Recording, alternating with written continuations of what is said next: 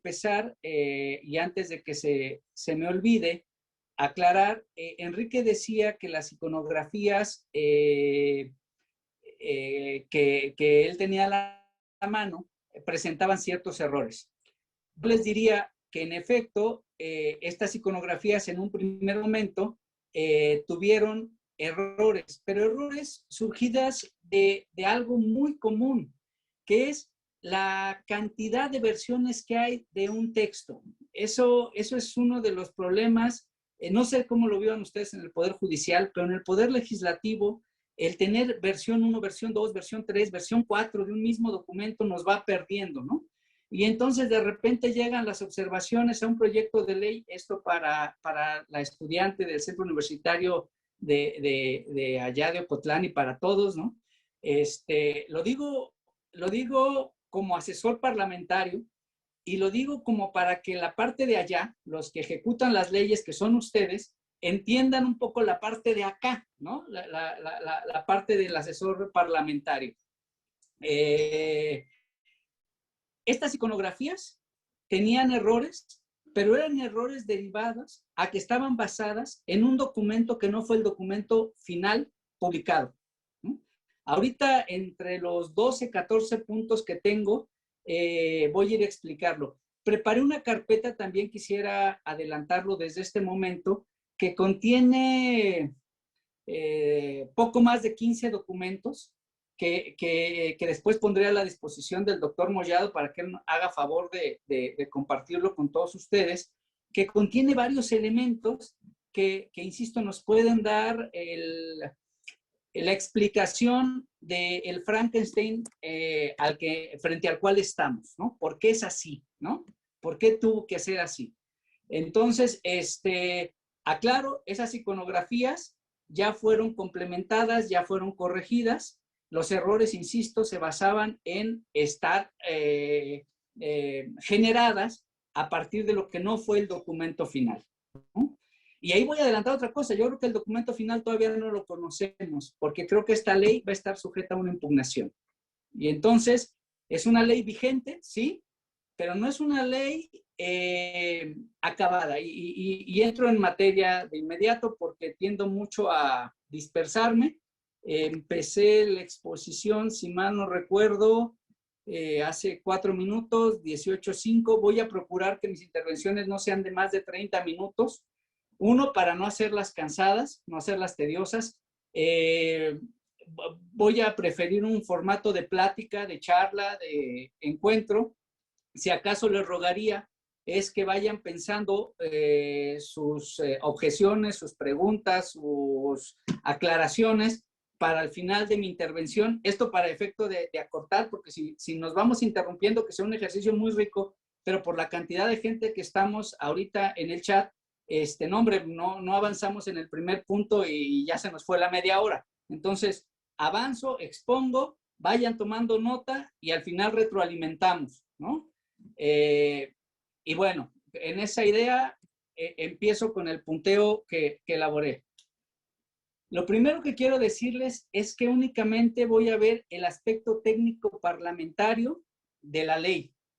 No puedo entrar por deficiencia de formación y profesional al ámbito de aplicación de la ley, porque esa es la especialidad de ustedes y mal haría yo queriéndoles enseñar a ustedes a aplicar la ley.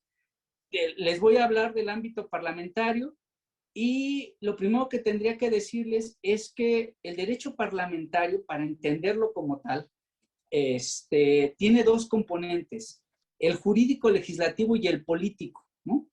Y algunos de ustedes podrán pensar, pero es que el aspecto político no te toca a ti como asesor, ¿no? Tú haz lo técnico legislativo y que sea el diputado el que haga política.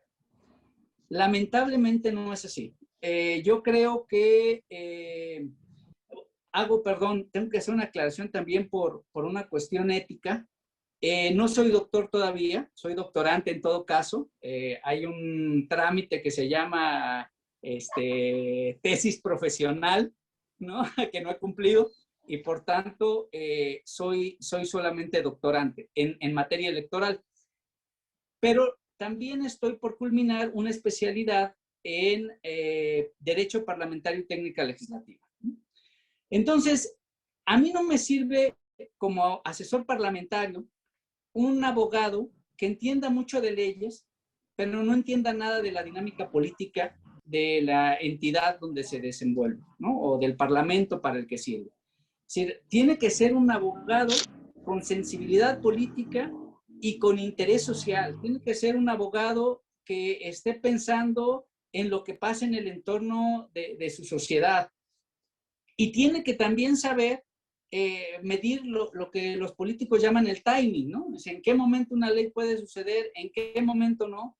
Y en efecto, yo creo que la responsabilidad política principal recae en los diputados. Pero voy a contar una anécdota. Hace 10 años, en un foro que tuvimos, se presentó el hoy fiscal especial en delitos electorales de la Fiscalía General de la República, el maestro Bernardo Batis, y nos dictaba una conferencia y nos decía algo que me llamó mucho la atención. Decía, es que hace 3 décadas el abogado era un profesionista respetable, ¿no? Acudían a él los obreros, los campesinos, los políticos, los empresarios, los sindicalistas, a pedirle opinión, ¿no? A decir, oye, quiero ver cómo hago para no pagar utilidades, decía el empresario, ¿no? Y entonces el abogado le decía, no, vas a violar la ley. La ley dice que tú tienes que pagar utilidades. Y lo aconsejaba y le decía cómo cumplir con la ley, ¿no? Y llegaba el líder sindical y le decía, quiero ver cómo saltarme la toma de nota para el próximo recuento sindical o el próximo emplazamiento a huelga. Y entonces el abogado decía, no, tú tienes que contar con el respaldo del gremio y tal. Y así era con todos. El problema es que de repente empezó a pauperizarse tanto la labor del abogado que cuando uno desde el litigio, desde el servicio público, desde la iniciativa privada, le decía a su patrón, eso no se puede, siempre había forma de voltear para otro lado y encontrar un abogado que dijera, sí, cómo no, yo se lo hago, ¿no? Usted deme tanto y yo se lo hago. Y ese día empezamos a perder respetabilidad, ¿no? El día que nos acostumbramos a que nuestros jefes nos dijeran cómo hacer las cosas, y meter en un baúl de la vergüenza nuestra formación académica, nuestras noches de insomnio, de estudio, de aplicación al conocimiento del derecho, en ese momento nos pauperizamos. Nos pauperizamos porque entonces ya no nos consultaban si se podían o no hacer las cosas y cómo se debían hacer, ¿no? Sino que ahora éramos únicamente unos técnicos que teníamos que ver la manera de hacer lo que nos pedía el patrón, quien nos contrataba, ¿no? Yo creo que en todos los ámbitos, pero fundamentalmente en el Poder Legislativo, es urgente la profesionalización de nuestra labor y es urgente que regresen los asesores que, perdón la expresión coloquial, pero puedan decirle con todo respeto, porque son nuestros patrones, a los diputados, así no se puede, eso que tú quieres no va por ahí, hay una hoja de ruta, hay un plan de navegación que es y así es como se tienen que hacer las cosas, ¿no? Mientras no haya esta profesionalización, este servicio civil de carrera, esta especialización de los asesores, pues entonces siempre vamos a tener este problema. Y además les voy a comentar una cosa, yo estoy cierto que la mayoría del trabajo serio y orgánico que se hace en el Poder Legislativo se hace por el personal de base que estamos ahí. Es decir, los diputados tienen derecho, y está bien, es parte de sus funciones, a llegar y a tener una nómina y a meter a la gente que los ayudó en campaña y a quienes les va a tomar las fotografías y a cargar el portafolio y el termo. Está bien, ¿no? Ojalá se hubiera quedado Enrique. Pero, que él no lo hace, además. Hay que decirlo, es un diputado de excepción que no trae séquitos, pero él sabe que lo que digo es cierto. Pero los que hacemos el trabajo real somos los de base, ¿no? Francisco Uribe, que estuvo en las 2 sesiones anteriores, es un excelente abogado parlamentario con más de 18 años de servicio en el Congreso, ¿no? Y es gente que necesariamente se profesionaliza y atiende. Bueno, ¿qué necesitamos? Este tipo de asesores parlamentarios que sepan de la técnica legislativa y también de los momentos políticos. ¿Por qué? Porque dicen que la mejor ley es la ley que se expide, ¿no? Dice, oye, ¿cuál es la mejor ley? La que es posible, la que hace es posible. Un asesor parlamentario que no tiene presente lo que los filósofos llamamos, también, como vieron en la ficha curricular, también estudio filosofía, lo que los filósofos llamamos el principio de realidad o el principio de factibilidad, ¿no?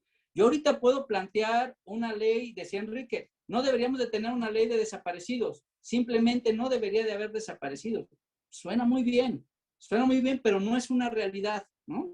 Entonces, tengo que empezar la disección, el análisis, a partir de la realidad a la que me enfrento y a la que quiero en un momento dado regular.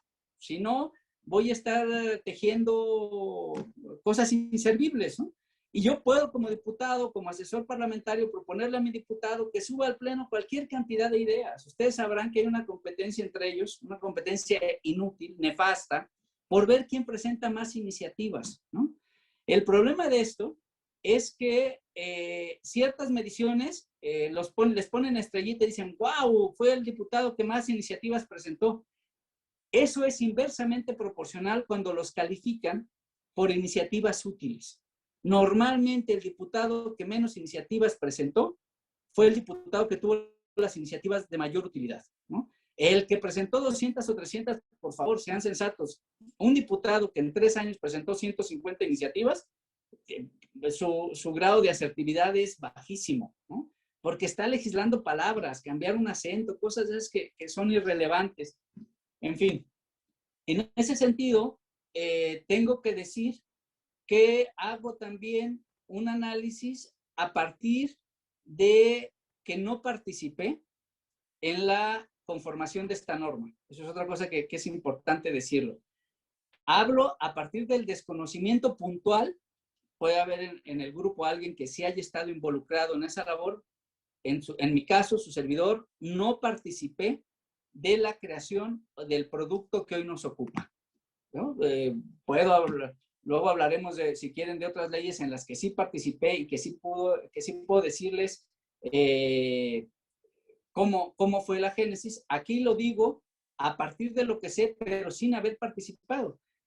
Y esto es grave porque les decía, actualmente estoy en el Centro de Investigaciones Legislativas que dirige el doctor Carlos Ramiro Ruiz Moreno. La nueva ley que se orgánica, que esta legislatura reformó y que además quedó muy mal, para no variar, dice en 3 momentos, no voy a citar los artículos, pero se los cuento, se los platico, que se puede consultar y acudir al Centro de Investigaciones Legislativas. El primer momento es cuando el diputado o la fracción parlamentaria, en lo individual o en lo colectivo, pretenden elaborar una iniciativa. En ese momento, la ley los faculta para acudir ante el Centro de Investigaciones Legislativas a ser apoyados en la redacción de ese documento. No nos participaron de la iniciativa. Que son 3, el dictamen, hay muchas cosas que platicar, me apuro. Hay 3 iniciativas, como decía Enrique, la primera es de la legislatura pasada, de octubre de la legislatura pasada, de la exdiputada María del Refugio, Ruiz Moreno. Se acordarán que ella es esposa del ex titular de la Fiscalía General, ¿no? Y eran temas de su interés y ella presenta la primera iniciativa. La segunda, esa iniciativa se va a la Comisión de Puntos Constitucionales. ¿No? Primer error. Luego se presenta una iniciativa por parte del diputado Salvador Caros a inicio de esta legislatura y esa iniciativa es turnada a la Comisión de Seguridad Pública de manera acertada y de Estudios Legislativos. Y finalmente la tercera iniciativa es la del gobernador y esa es turnada a la Comisión de Derechos Humanos y Pueblos Originarios, que es de donde sale el dictamen, ¿no? Ahí hay un error de fondo y más adelante lo manifiesto. Pero bueno, no participamos en la elaboración de la iniciativa. Luego la ley dice, pero cuando la iniciativa es turnada a comisiones, que son órganos de estudio y cuenta, formados por diputados, pero eso sí me lo entienden ustedes perfectamente, ¿no? Que hacen la labor de estudio del documento para después presentar un proyecto al Pleno, que es la autoridad suprema del Poder Legislativo, la comisión respectiva o el órgano técnico de la comisión puede llamar al Centro de Investigaciones Legislativas, puede solicitarle su apoyo para la dictaminación, para obtener su opinión respecto del dictamen que se va a someter primero a discusión y votación en la comisión y luego pretende pasarse al Pleno. Tampoco nos convocaron. Finalmente, dice la ley, cuando el proyecto es aprobado por la comisión lo manda a la Dirección de Procesos Legislativos, quien lo va a agendar en la próxima sesión ordinaria, en el procedimiento ordinario, legislativo ordinario, de la Asamblea. Y si la Asamblea así lo cree conveniente, oigan, una ley del calibre como la que hoy analizamos, por supuesto que ameritaría que dijeran, oigan, para antes, mándenselo al Centro de Investigaciones a que nos dé una opinión, ¿no? Tampoco se hizo. ¿Por qué no se hizo? Porque se sacó sobre las rodillas, porque se hizo deprisa, porque se hizo pensando en el reflector y no en la trascendencia de la ley. En fin, entonces hablo desde la ignorancia de cómo se integró la ley, el dictamen respectivo, porque no participé de él. Pero sí sé, desde hace 15 años que estoy en Jalisco, antes estuve en la Cámara de Diputados del Congreso de la Unión y en lo que fue la Asamblea Legislativa de la Ciudad de México, hoy ya tiene su primer congreso, la Ciudad de México. Y bueno, a partir de esta experiencia de casi de 20 años en el servicio dentro del Poder Legislativo, les digo, sé cómo funciona. En este caso no participamos. Les decía yo, partimos de que es una legislación vigente, en tanto que el procedimiento legislativo culmina con la participación de un poder fuera del Poder Legislativo, que es el Poder Ejecutivo. Es decir, la parte final de la creación legislativa no es propia del Poder Legislativo. La parte final del proceso de creación legislativa la tiene el Ejecutivo. Y esto es parte, decíamos, del derecho parlamentario, donde los pesos y contrapesos hacen que una vez que el Poder Legislativo llega a la generación del documento que conocemos como minuta de decreto, que es la versión final del documento, se manda al Poder Ejecutivo para su publicación. Él tiene la facultad de observar, ¿no? Él tiene la facultad de hacer observaciones a estos proyectos de ley, o bien, si lo considera pertinente, publicarlo en el órgano oficial del Estado, ¿no? Que en este caso es el periódico oficial. Tenemos entonces una ley vigente, plenamente vigente, es derecho positivo, en tanto que culminó su fase legislativa con la publicación respectiva. Sin embargo, para ponerlo en palabras más de su oficio, de su profesión, diríamos que no es una norma en firme, que no, ustedes en su lenguaje diríamos no ha causado estado, ¿no? No está firme. ¿Por qué no está firme? Porque tenemos ahí una ambigüedad a partir de su publicación y ahí empiezan los tropiezos y los errores y estas cosas que insisto es muy importante considerar. El día 4 de marzo aparece un documento publicado tanto en la página del Congreso como en el periódico oficial diciendo que es la Ley de Personas Desaparecidas del Estado de Jalisco. Es jueves 4 de marzo. Al día 5 por la mañana se detecta que es un documento con más de 200 errores, ¿no? En una explicación sin vergüenza del presidente de la Comisión de Derechos Humanos, lo digo con todo respeto, pero con palabras atinadas, una declaración sin pelos en la lengua, él dice, oigan, hay dobles fracciones porque de último momento me llegaron observaciones del Ejecutivo que incorporamos. Válgame Dios, ¿no?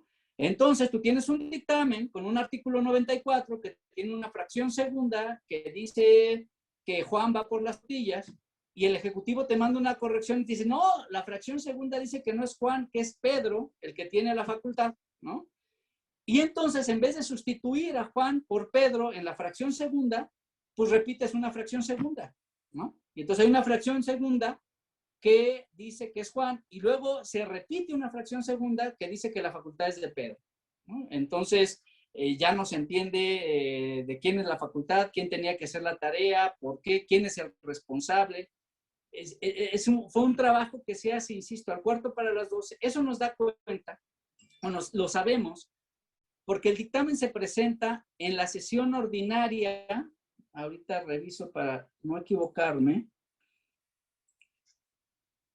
Es la sesión ordinaria número 170 del 25 de febrero.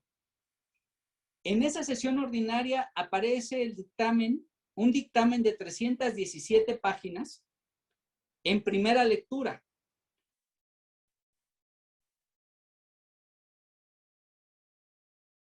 La Asamblea va a votar un trámite que está contemplado, sí hay que decirlo, dentro de la legislación en Jalisco, que es el estrechamiento de términos y dispensa de trámites. ¿Qué quiere decir esto? No voy a citar artículos porque lo suyo no es el poder legislativo, pero para que nos entendamos. La ley marca que cualquier dictamen que llega de comisiones al Pleno tiene que agendarse y aparecer publicado en primera lectura una sesión ordinaria. ¿Para qué? Para que los 39 legisladores y sus asesores den cuenta de que se va próximamente a votar ese dictamen y puedan entrar al estudio del mismo. Después, la ley determina que debe de haber una sesión también de carácter ordinario. Ojo, hay 3 tipos de sesiones: la ordinaria, la solemne y la extraordinaria. ¿Qué dice la ley? No cuentes sesiones solemnes, no cuentes sesiones extraordinarias, y únicamente en sesiones ordinarias, que son donde se ve el procedimiento legislativo ordinario para creación legislativa, dejas pasar una intermedia y a la siguiente ordinaria puedes presentar en segunda lectura el dictamen, porque estás considerando que si están obligados en ciertos momentos a sesionar una vez a la semana y en ciertos otros periodos 2 veces a la semana, entonces el procedimiento ordinario te marcaría cuando menos, perdón, una vez a la quincena y una vez a la semana, te marcaría cuando menos 3 semanas o 2 semanas y media entre la sesión de primera lectura y la de segunda, ¿no? Tiempo más o menos suficiente, razonable para conocer el proyecto. Cuando hay prisa, cuando hay motivos para estrechar términos, se acude a esta figura de la ley orgánica del Poder Legislativo para estrechar términos, que es no esperar la sesión intermedia que es no esperar la segunda sesión, y dispensar trámites, que es no esperar la sesión intermedia. Y entonces en la misma sesión puede de primera lectura pasar a segunda lectura el dictamen. En esta sesión número 170 del 25 de febrero es lo que sucede con esta ley. Decía Enrique, y yo le quiero creer, es que era urgentísimo sacar la ley. Sí, ya llevaban más de 2 años de retraso, ¿no? En junio, julio, ahorita lo vemos bien, la legislación general decía que tenían 180 días. Y ya se habían pasado 2 años y medio prácticamente, ¿no? Pero ahora sí les entró la prisa por legislar. Yo creo que hay 2 factores que tenemos que poner sobre la mesa y que son los que le explican. Se iban de licencia los diputados 23 de 39 que aspiran a otro cargo público, ¿no? Querían llevarse en la solapa la medallita de sacamos la ley de personas desaparecidas del estado de Jalisco, pero además querían no llevarse la carga en la espalda de decir, o no lo hicimos, ¿no? Quedamos con el pendiente, le quedamos a deber a la sociedad y quedó en el cajón esa ley. De cualquier forma, y me adelanto en otros comentarios de la ficha, voy platicando, insisto, como los temas van teniendo relación. De cualquier forma quedan a deber, porque son 3 leyes las que componen el sistema. la ley de declaración especial de ausencia, que ya explicó Paco Uribe, esta ley de desaparición de personas del estado de Jalisco y la ley de víctimas. Tenemos una ley de víctimas del 2017, si mal no recuerdo, 2007-2019, pero que no está actualizada, que falta actualizar y que ya los propios colectivos que han participado de estas mesas dijeron que tiene que expedirse, y la respuesta de los diputados fue, de los suplentes, los que entraron ahorita, de los que están en funciones, no, porque nos dieron la indicación de que nosotros los suplentes no legisemos al respecto, que hasta que regresen de campaña los propietarios. Entonces, ¿cuál era la prisa? ¿Cuál era la prisa del estrechamiento 25? ¿Cuál era la prisa de publicar algo que no estaba revisado? Si finalmente la tercera figura que va al sistema, nos vamos a esperar hasta después de las elecciones para que regresen a retomar el tema. Entonces, en fin, esta prisa hace que el día 25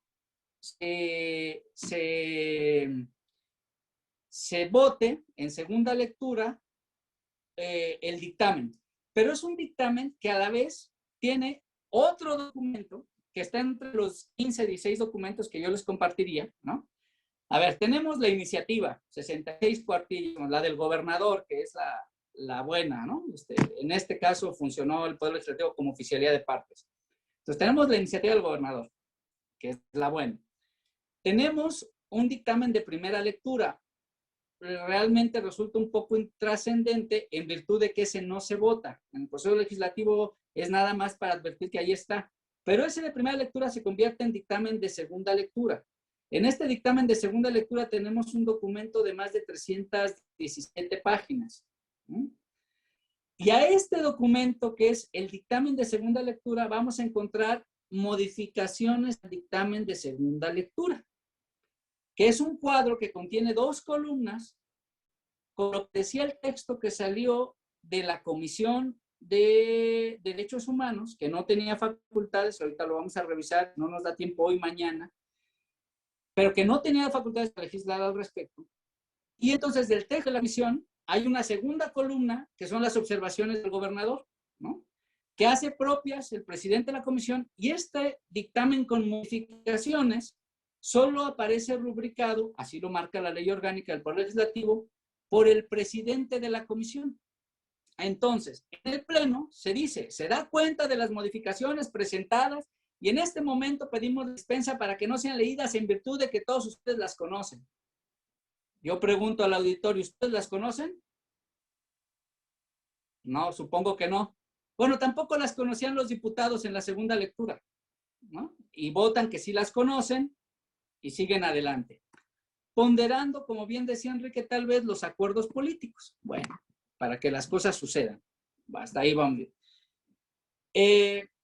Finalmente, este documento o la minuta, dice la ley, el artículo 87-88 de la Ley Orgánica del Poder Legislativo, es revisado por los técnicos de la Dirección de Procesos Legislativos y es palomeado o autorizado por el titular del órgano técnico de la comisión que dictaminó.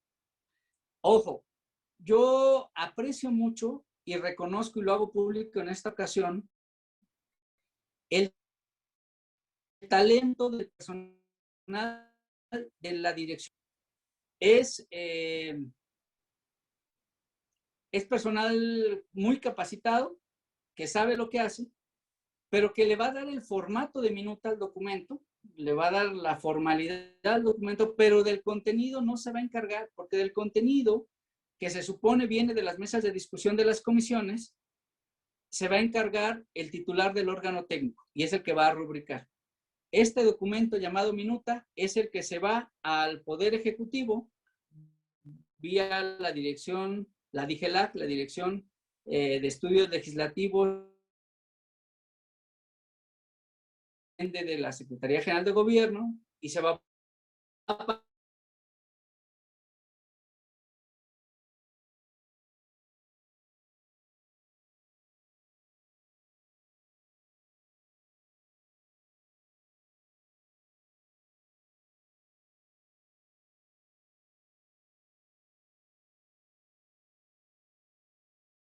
ministro Enrique Ibarra se da cuenta de que por un error involuntario se subió un documento que no se tenía que haber publicado.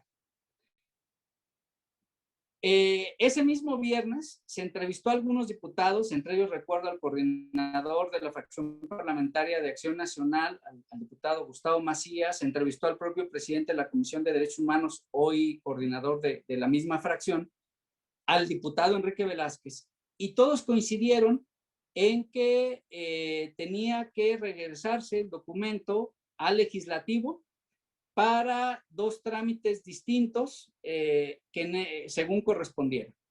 El artículo 189 de la ley del Poder Legislativo nos habla de la aclaración de error, y la aclaración de error es cuando el legislativo detecta un error en la minuta. Es decir, del texto del dictamen se da cuenta que el texto, que es la minuta, tiene un error. Hay algo que no coincide entre lo que votó el Pleno y lo que generó la Dirección de Procesos Legislativos y el órgano técnico, ¿no? Si eso se descubre, entonces el Pleno vota una aclaración de error y le dice al Ejecutivo, de lo publicado hay un error, tenía que haber dicho esto, porque esto fue lo que realmente votó la Asamblea, ¿no? El segundo caso es cuando el error está entre lo publicado y la minuta. Es decir, está la minuta, el legislativo se da cuenta que la minuta, que es el documento que se le envía al Ejecutivo, sí corresponde a lo que votó la Asamblea, tiene identidad documental, pero lo que llama fe de ratas, y es el artículo 190. Cualquiera de estas dos figuras pasan porque sea el propio poder legislativo, que fue quien generó el documento, quien lo corrija. Esto no sucedió. El sábado 6 por la mañana apareció un nuevo documento publicado donde se refería que ya era el documento final, el documento que estaba aprobado.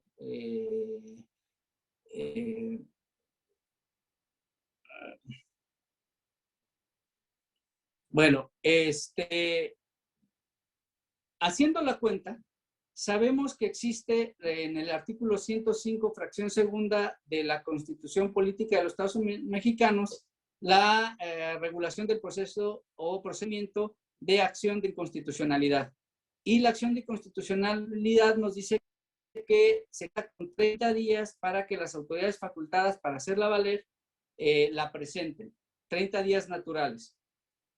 Si la ley fue publicada, y así aparece todavía en la página del gobierno, el 5 de marzo, los 30 días naturales para que cualquier autoridad facultada para presentar una acción de inconstitucionalidad lo haga, vencieron el lunes pasado, 5 de abril, pero el Poder Legislativo decretó días inhábiles del lunes 29, si mal no recuerdo, de marzo, al día 12 de abril, que es el próximo lunes. Por tanto, de haberse presentado este recurso, estaríamos conociéndolo seguramente en el Poder Legislativo a partir de la próxima semana que regresemos.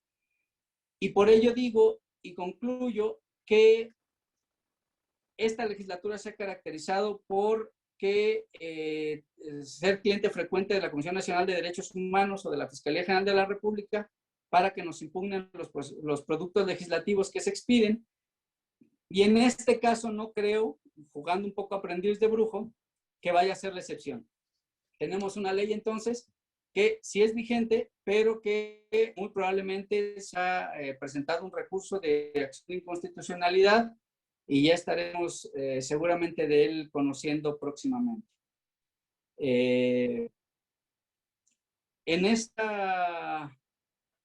En este recuento, diría que bueno, ya hablamos de las figuras que hubieran operado, quiénes podrían ser los impugnantes. Les decía yo, el órgano de estudio y cuenta que dictaminó y la competencia de las comisiones. Yo no sé por qué la Asamblea decidió turnarlo a la Comisión de Derechos Humanos y Pueblos Originarios.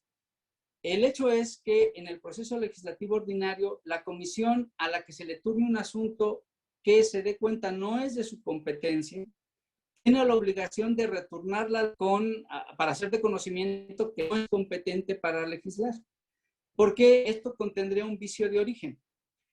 En el artículo 83 de la ley, la Comisión de Derechos Humanos y Pueblos Originarios conoce, según las 5 fracciones que lo componen, de la legislación en materia indígena, así como de protección, preservación y desarrollo de lenguas, culturas, usos y costumbres, recursos y formas de la organización social de los pueblos originarios, que no sería el caso. Fracción segunda, la legislación en materia de protección de derechos humanos, apoyo a migrantes y relativa a la organización y funcionamiento de la Comisión de Derechos Humanos, que no es el caso. Los planes, fracción tercera, programas, políticas de protección en las materias anteriores, no es el caso. La elección del presidente y consejeros de la Comisión Estatal, no es el caso. Y los consejeros ciudadanos del Consejo para prevenir y erradicar y eliminar la discriminación, tampoco es el caso. Sin embargo, el artículo 98 de la ley, que habla de las facultades de la Comisión de Seguridad y Justicia, que ustedes seguramente conocen más, porque es la que legisla materias relacionadas con el Poder Judicial, dice que corresponden los siguientes asuntos. Fracción primera, la legislación administrativa en su aspecto adjetivo, códigos de procedimientos. 2, la legislación relativa al Poder Judicial y al Ministerio Público, y la actual ley, la ley que hoy nos ocupa, pues es evidentemente relativa al Poder Judicial y al Ministerio Público. La legislación de los entes de materia de seguridad, reinserción social, procuración de justicia, también, en fin, la ley orgánica, la elección de magistrados, ratificación de fiscal y otras facultades hasta llegar a 3. En conclusión, yo sostengo que la comisión facultada para haber hecho el dictamen no era la Comisión de Derechos Humanos y Pueblos Originarios, sino la de Seguridad Pública. Y esa sería la primera falla del proceso legislativo, que ya la hace impugnable. Luego, por otra parte, creo que es importante referir que en la explicación de los legisladores de que había prisa porque se contara con este instrumento en el Estado, existe la Ley General en materia de desaparición forzada de personas, desaparición cometida por particulares del Sistema Nacional de Búsqueda de Personas, que seguramente ustedes conocen, y que tiene 21 artículos transitorios que contemplan la aplicación de esa ley en el caso de que no exista legislación local. Entonces, lo que tiene que hacer el Poder Ejecutivo es echar a andar los organismos, las comisiones, las fiscalías especiales en materia de personas desaparecidas a los 180 días expedida la ley general si la entidad correspondiente no ha la ley específica o estatal.